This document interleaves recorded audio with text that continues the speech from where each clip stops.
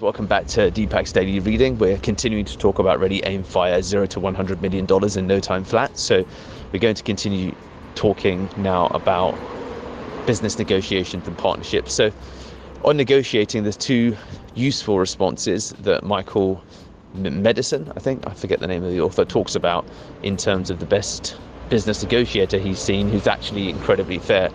And his responses are either that seems fair or gee, I don't think I can afford that. And he goes into an agreement really thinking about what's my acceptable range in any joint venture that I'm doing. So it's a good way to negotiate, to be honest with you, because it does sound fair, and as long as you know your range, happiness where there's balance broadly will produce a much greater quality of outcome. Both sides need to think that what you're doing is fair, otherwise the partnership definitely will collapse. So I think that makes sense.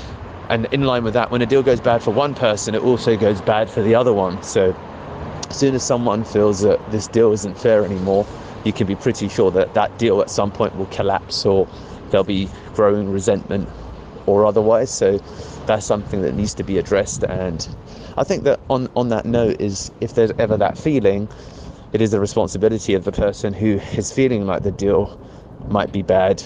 I mean, there's responsibility on both sides, but if there's a sense that something is not right of right within the team, it's something you guys need to discuss, because otherwise it will lead to damage within the business. So yeah, that makes sense. When a deal goes bad for one person, it also goes bad for the other one. And it's almost impossible to hold a partner in a bad deal when he doesn't want to. So anything that's written, anything that's agreed, I mean, there will be mutual self-destruction if you have a bad deal and someone just thinks the deal's bad. You need to just find a way to get back to a place of happiness or exit amicably as fast as you can, but because anything else is just bad for everybody. So, and then legal contracts are not to screw your partner, but for you to prevent from getting screwed by your partner. So agreements, things change, who knows what will happen, etc. I think it's, in many cases, that's true. I think that I guess the argument is everyone who believes that isn't true, but there are many examples of people that have committed to their word, and that's not changed over time. So I think that does apply when you don't know enough about the individual. And so and of course, even when you do know individuals, in times of acrimony, things can change. But nonetheless, I think that all of the business relationships I've had that have been successful, and I've got one successful, we haven't signed formal documentation, but there's complete trust between us.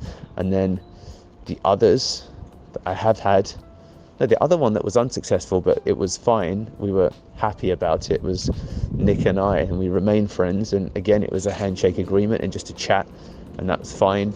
We didn't bother with any documentation, really. We just agreed with each other. So yeah, I think it really depends upon the people. When you don't know someone that well, then I think that does absolutely apply, because it's very different when you don't know someone.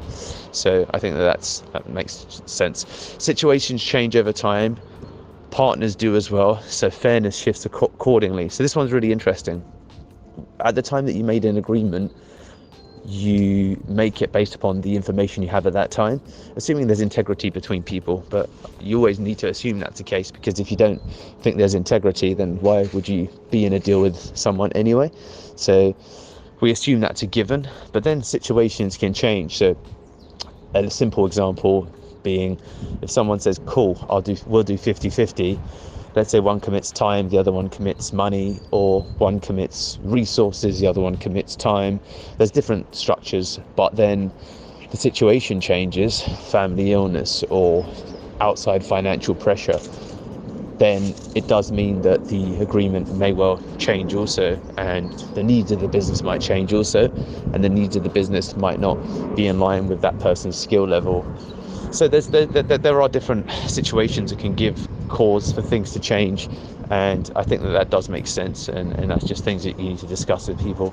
So at the time that I said that, this was why I said that, and now it doesn't make sense anymore, and this is why. So a simple example is that for me, if I think about it objectively, my financial pressures are going up because we're soon going to have children, Daniela and I. So I need to short-term focus on raising cash just to support our need to buy a property, renovate it, build the family. It's very immediate now, so that means my financial pressure has risen, which means my time allocation goes more so in terms of my direct time into the generation of cash that can go directly into my bank account, which is why, for those who've been listening, one of the bigger key focuses now is what can I do to build an income that.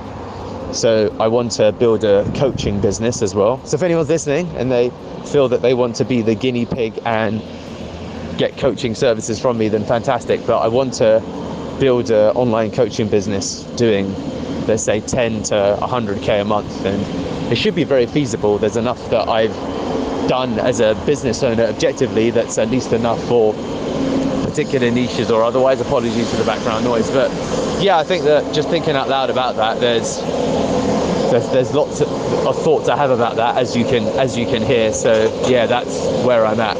Hopefully you guys can still hear me. Apologies for the noise. But yeah, no, they're all of the thoughts on joint venture partnerships. I'll go on to now talk about finding recruitment, which was really useful. Hey guys, it's Deepak Shukla here.